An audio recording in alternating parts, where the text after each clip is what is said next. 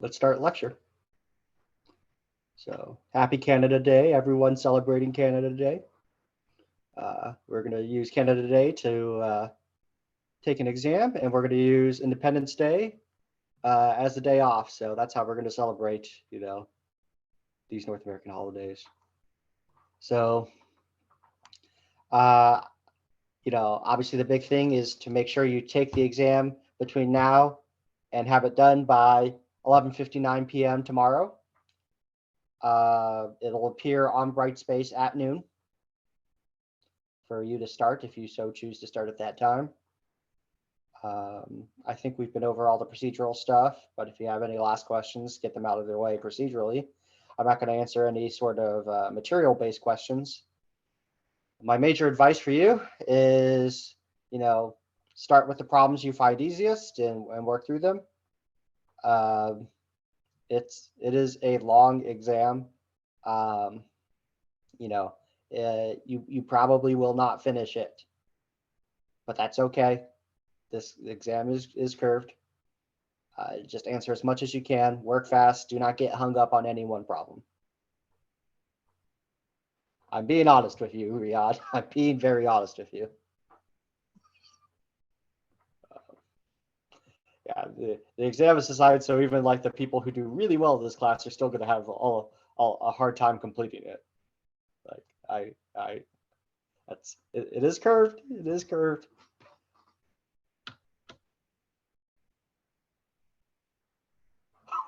That's all I want to say about it. Any questions before we get started? We're going to finish up lecture set 3 on convolution.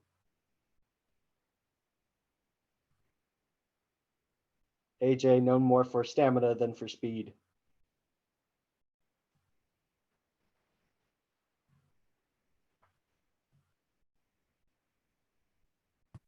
Is there other more questions that are not covered on our exam, other than the first question of summer 21 exam?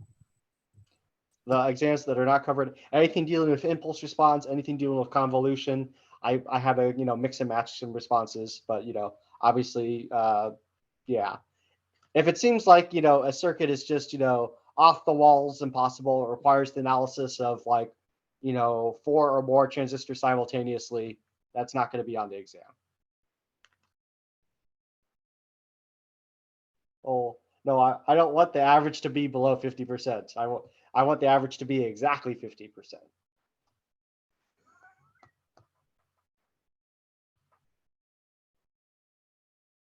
There are 5 questions on the exam. I won't be able to say exactly what the curve is going to look like until I see the distribution.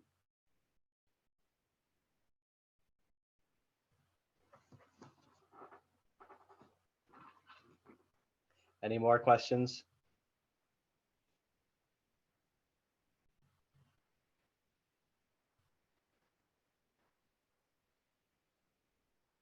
How many sub-questions? Let me just turn off my camera for a second and let's see. Problem 1 is A through F. Problem 2 is A through D. Problem 3 is A through C. Problem 4 is A through D. Problem 5 is A through C. So there is an A through F in there. Most are A through C.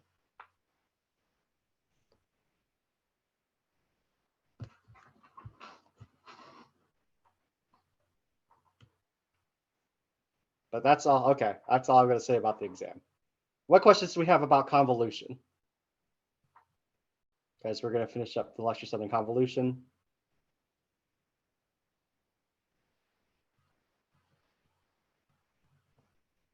Okay, so let's just do a recap of the entire lecture set. So we talked about discrete convolution, then the algebraic properties of convolution, graphical convolution, and then we started talking about the impulse response. And today we'll talk about numerical techniques for the impulse response.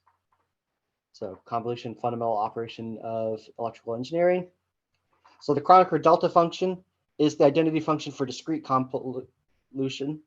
All the properties we talked about with the delta function in regards to continuous time convolution also apply in the discrete case. So for example, the sifting property applies to the Kronecker delta function as well as the Dirac delta function. The time shifting property applies to the Kronecker delta function as well as the Dirac delta function. The discrete unit step function is an indicator. It also integrates a signal when you multiply it, when you convolve it with another signal. So it obeys the integration property, just like the Heaviside step function obeys the integration property for continuous time convolution. So we didn't really mess around with these basic causal signals too much, but suffice it to say that they obey similar properties as their continuous time brethren. Michael, we can't see the slide. Oh, I have failed you. I forgot to share my screen. That was entirely on me. I'll say it one more time for emphasis. The Kronecker delta function, which looks like this, obeys the sifting property and time shifting property just like the Dirac delta function does. Similarly, the unit step function obeys the integration property of convolution just like the Heaviside step function does. I'm emphasizing this point because it's going to come up in the future. So take that for what you will. And then we went through the discrete time convolution. However, since you can look at any discrete time function as like a bunch of shifted delta functions, right? Because this is just a delta function of 2 added to a delta function at time equals 1, a height of 1, 1 at time 2. You can basically, use the sifting property to, get these answers, quite quickly, especially if you do it in tabular form where you see, okay, we scaled up this function. It's basically a sifting property output of f of n. And then here's the sifting property shifted on f of n, and then so on and so forth.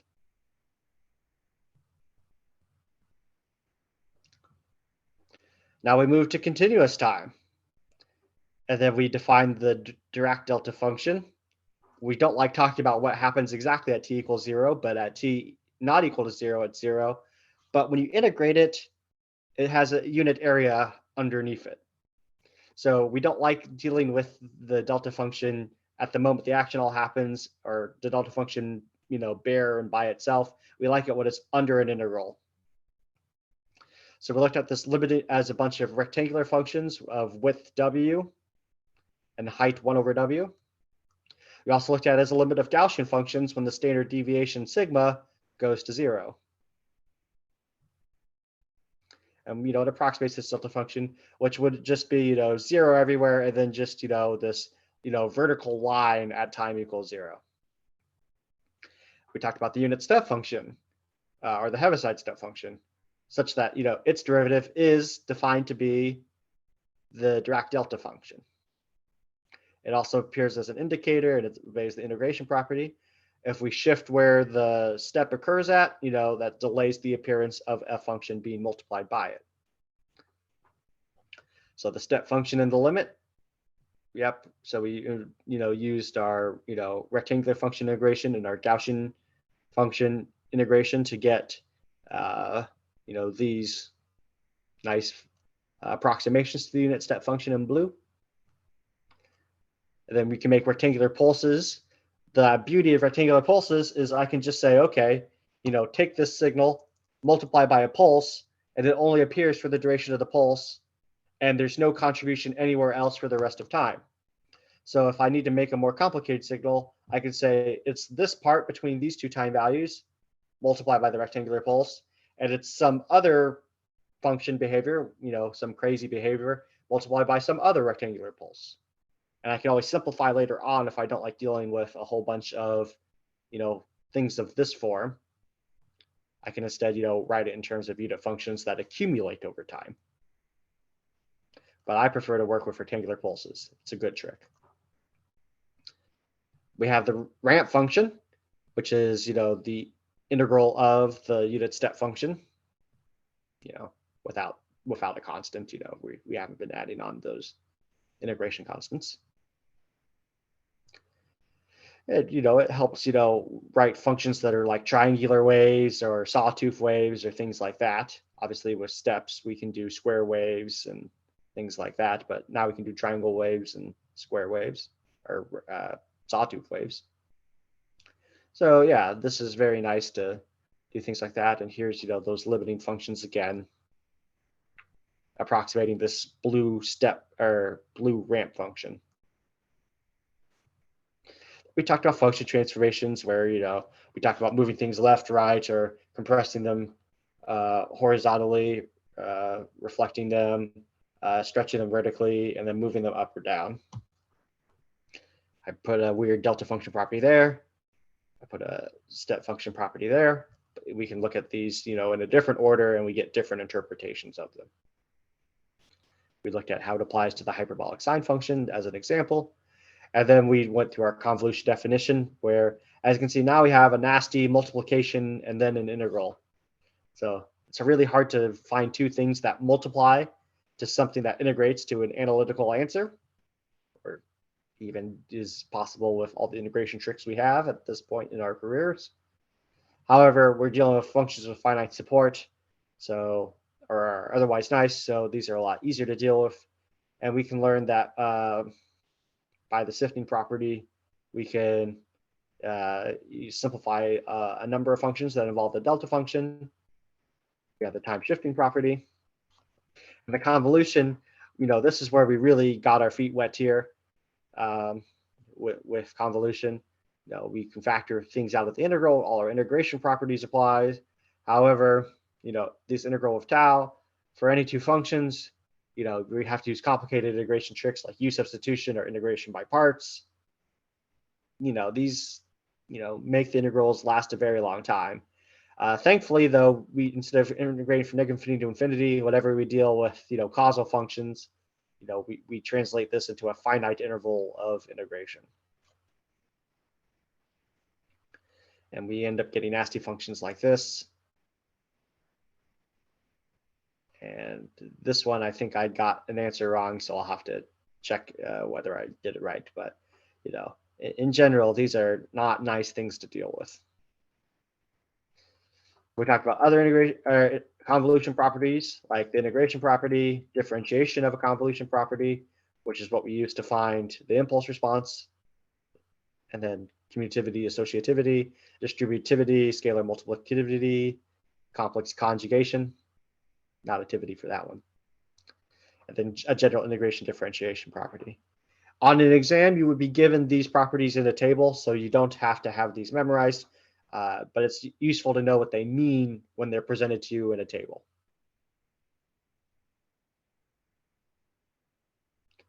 A causal function is a function that, doesn't exist for all of time before a certain time. So a causal function is a function where you can say, it happens in response to a cause. It is non-zero, and then something causes it to be non-zero. That's an informal definition.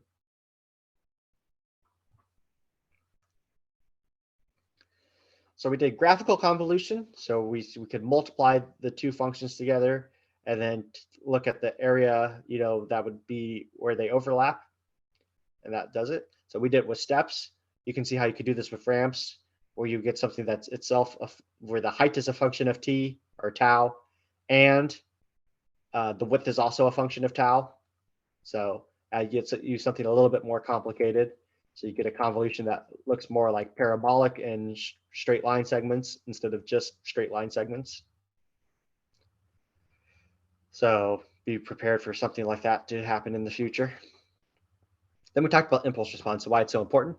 We say that any LTI system can be characterized by its impulse response, so that we can find the output y of t by convolving x of t with the impulse response, where x of t is the input.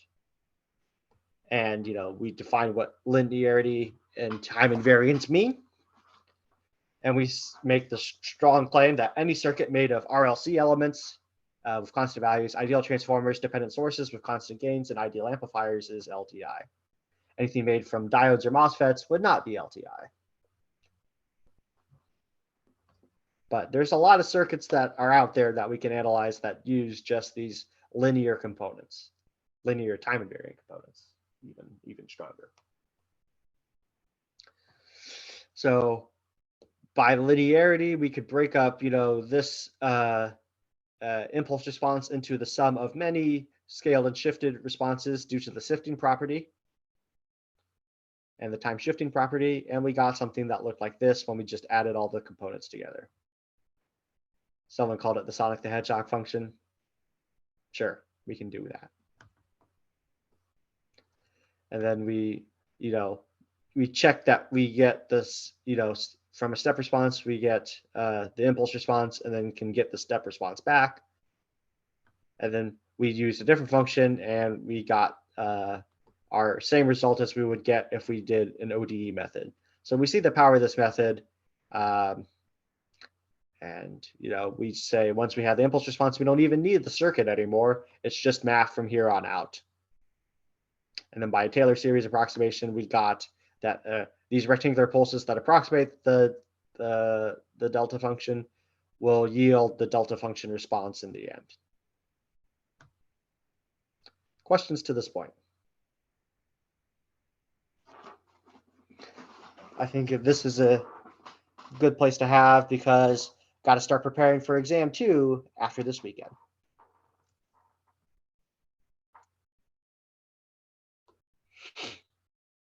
Seeing no questions, let's go ahead and move on.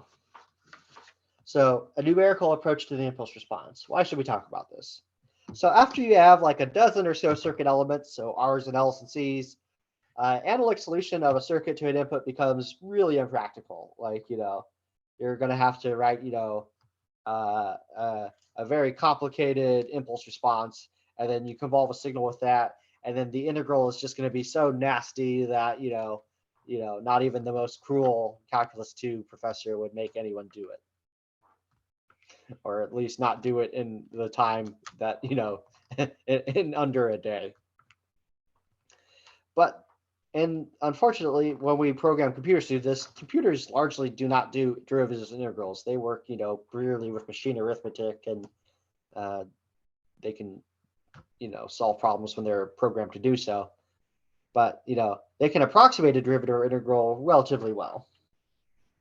There's an exception for computer algebra systems like Mathematica and whatever fancy tools you people use these days. But, for the most part, computers, largely work just with machine arithmetic and, an ALU.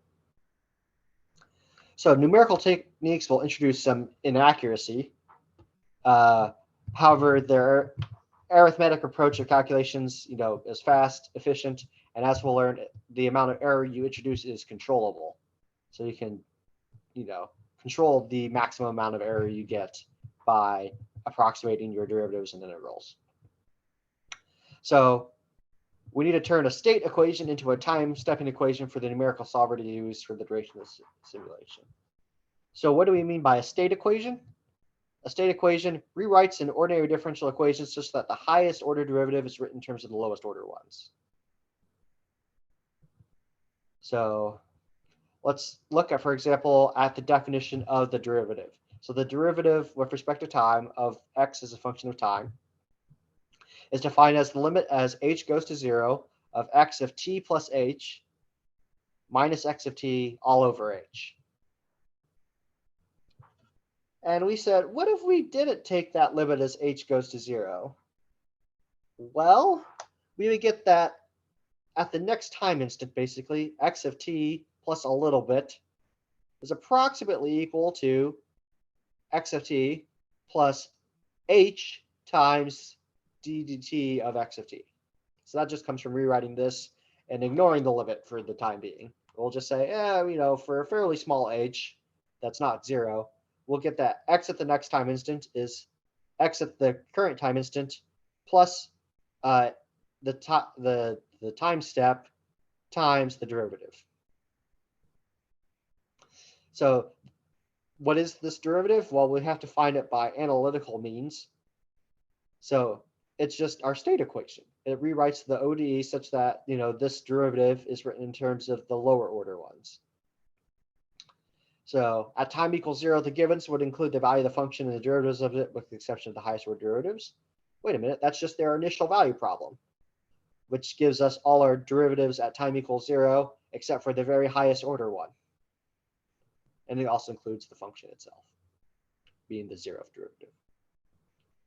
The state equation, it's possible to write an update form of the function using a small time step h. That's exactly what we did here. So we call this particular way of approximating x at the next time instant the Ford-Euler method for computational integration. So if you hear someone talk about the Euler method, or specifically the Ford-Euler method, this is how you would solve an ordinary differential equation numerically. There are more sophisticated methods that reduce the error more considerably and don't have as problem with stability. But, as a first go and first introduction to how you would approximate a differential equation solver, this is a really good one. And in fact, this is how like LT-SPICE and Simulink basically work under the hood. They are basically approximating this function, which is written with an ODE by this. And, it's not taking an actual derivative. It's saying, OK, we'll use this approximate derivative form. What questions do we have?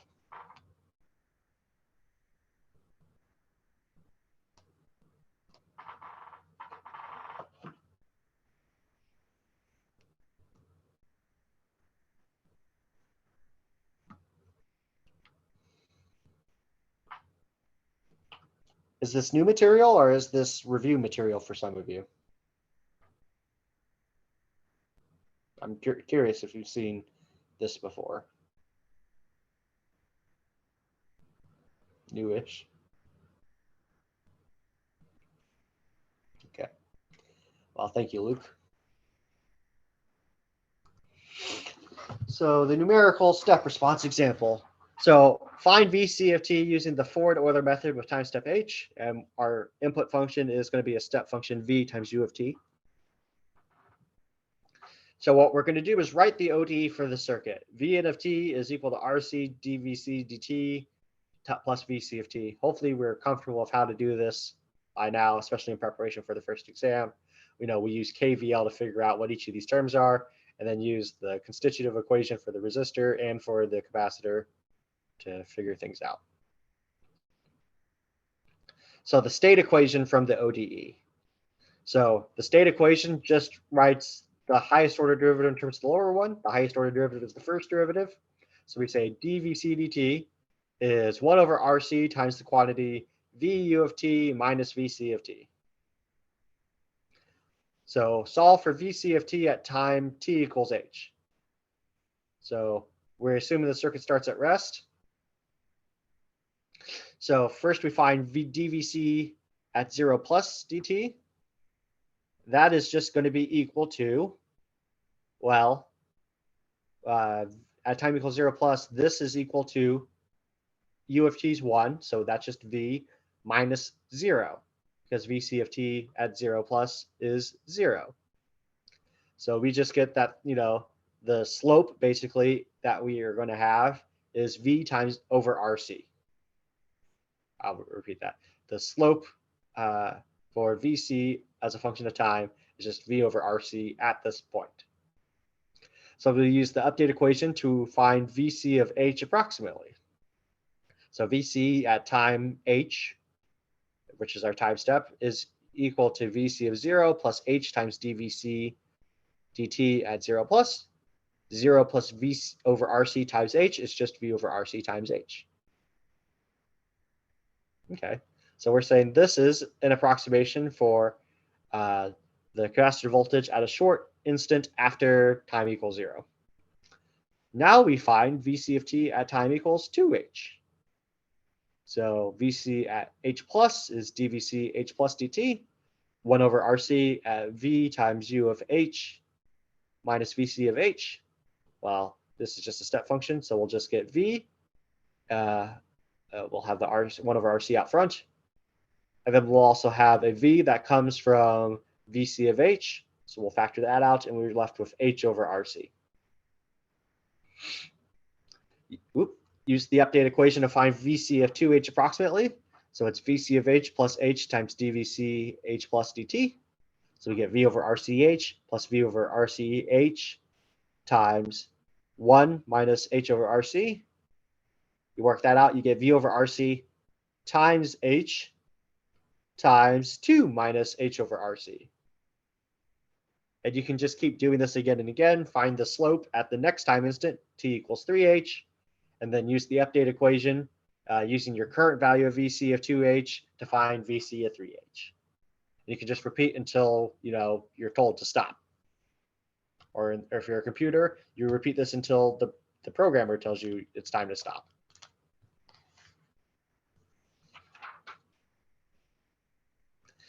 So one thing we haven't really done is figured out what the time step h should be.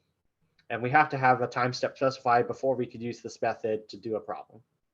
So if you do a very small value of h, it's going to reduce the error of the approximation because we are better approximating this limit definition of the derivative with something that would go to the derivative itself. H goes to 0.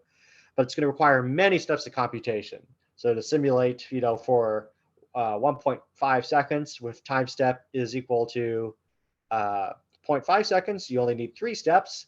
But if you use a time step of 0.1 second, you need 15 steps, which is 5 times as many.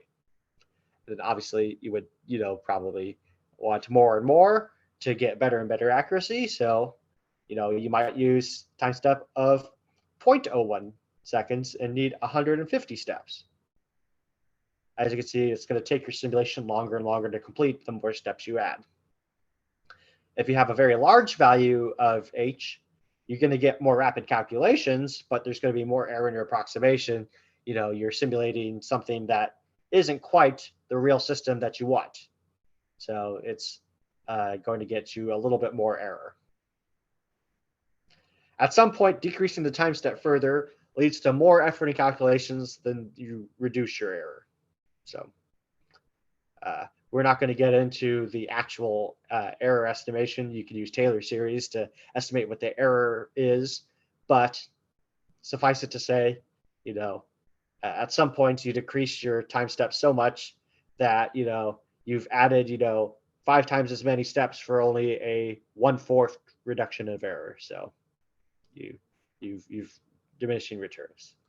If you want a Michael Hayashi rule of thumb, start with a time step. H is approximately 1/10 of a time constant for a first order system. If the time constant is tau, remember tau is RC for a resistor capacitor circuit. Tau is L over R for a RL circuit. So that's my advice for how you would start with a first time step, especially if you're having the computer do this. That's kind of a good starting point. And then if you want more accuracy, you choose a smaller h. If you want solutions faster, choose a larger h. But if a computer is doing it, computers can do, millions and billions of, calculations a second. So we usually don't care too much about how hard the computer has to work for us.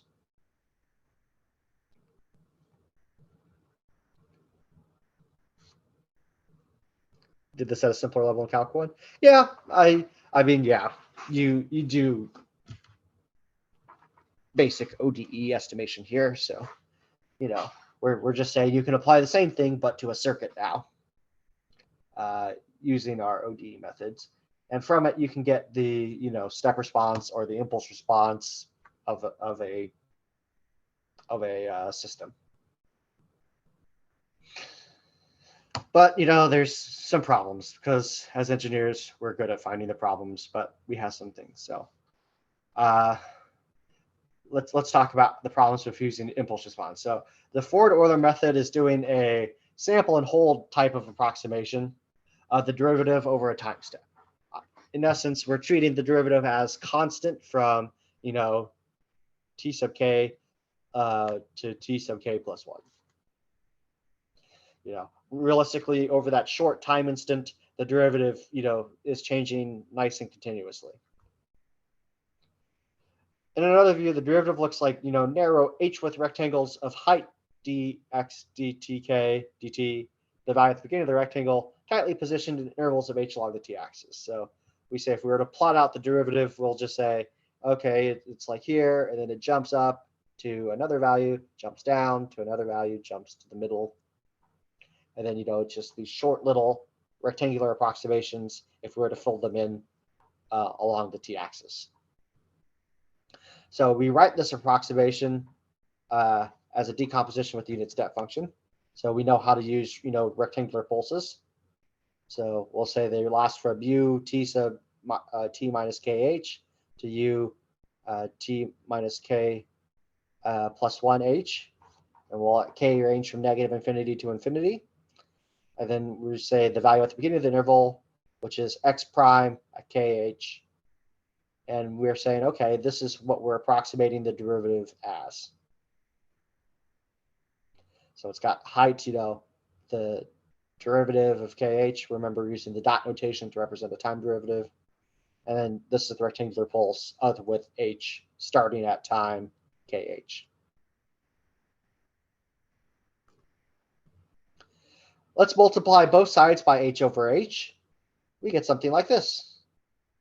And we're like, hey, wait a minute. This is something minus something at a time slightly later on over h times h. This part in the square brackets looks like the derivative of the rectangular pulse. In the limit as h goes to 0, the derivative definition does go into play, and the sum will also become an integral, and the h will become a, basically a dt. And the approximation becomes exact. So what we're left with is a summary, is a statement of the sifting property. So we'll say x dot of t equals the integral from negative infinity to infinity of, we'll use tau as our integration variable, x dot of tau times u dot of t minus tau. But wait a minute. This is just the derivative of the step function is just the delta function. So this is just a sifting property thing. So an implication of this is that our forward Euler method will have its error decrease towards 0 as the time step diminishes. So yeah, that's good. It proves that as we let h go to 0, this does become an exact definition of the derivative of a function. However, we're not even to the half of the implications here.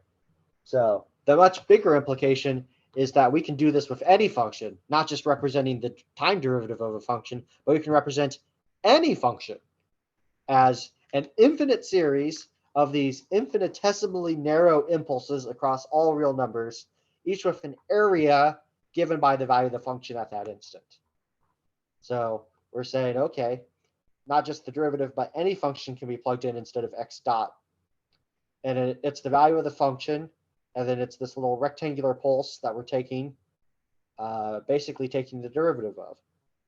So this is why the sifting property works, is because we're convolving something that looks like, the function itself with delta functions, because any function is itself a sum of, infinite, uncountably infinitely many delta functions.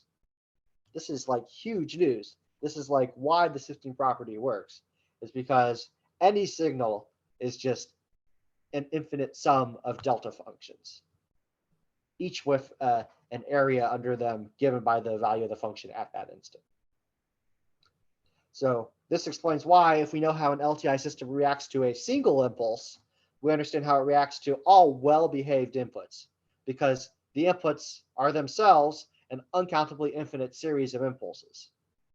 So by our definition of linearity and time invariance, we can do exactly what we did with the Sonic the Hedgehog function. Where's the Sonic the Hedgehog function? We're saying instead of having, these delta functions separated by, a finite time interval, they could be separated by, 0 time interval, and this x of t would become a continuous looking function. this is big stuff. So the preceding statement about h of t rests on the definition of LTI. Yep. That's how we solve that Sonic the Hedgehog function. So the downside is, in the real world, it's really hard to get a delta function input. You need something that's 0, and then at a single time instant is infinitely strong. In my math 266, Professor Brown called it, a hammer strike. It's basically how does your system respond to a hammer strike? And definitely for the summer mechanical system, that would be a good approximation. So no matter how hard and fast the hammer strike, you can't generate a true Dirac delta function in reality. So it's much easier to take the derivative of the step response instead. So here we're going to have, the same RC circuit. We're going to use the step response where V is equal to 1 volt. So you write the ODE. You use the ODE solution method for the step response. We can use the ODE method because we're trying to get the impulse response. We don't know it a priori.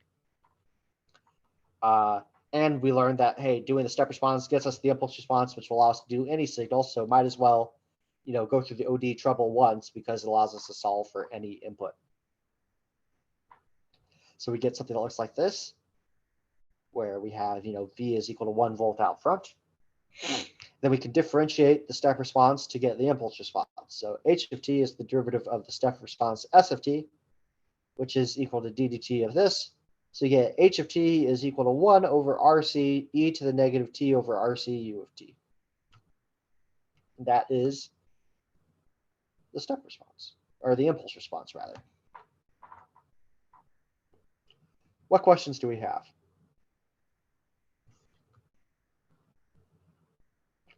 Anything related to convolution or the impulse response?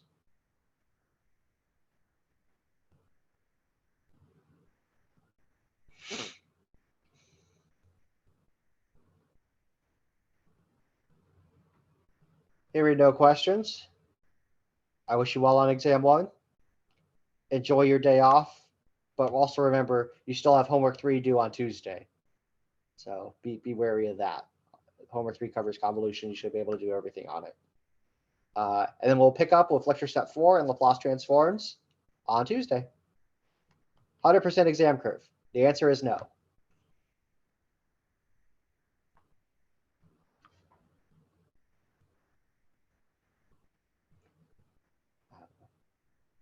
Maybe you'll get a 7% exam curve. That's lucky. 200%? No. You're not getting more than 100% on the exam curve. There's either 2 or 3 problems related to lecture set 1. I'll tell you that much. Maybe 50%. Maybe 50%. Hopefully not. Hopefully it's like a 16% curve. That's kind of what I'm shooting for.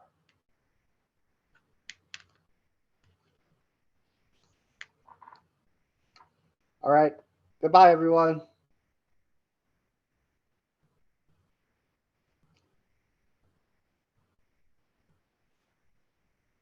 Bye-bye.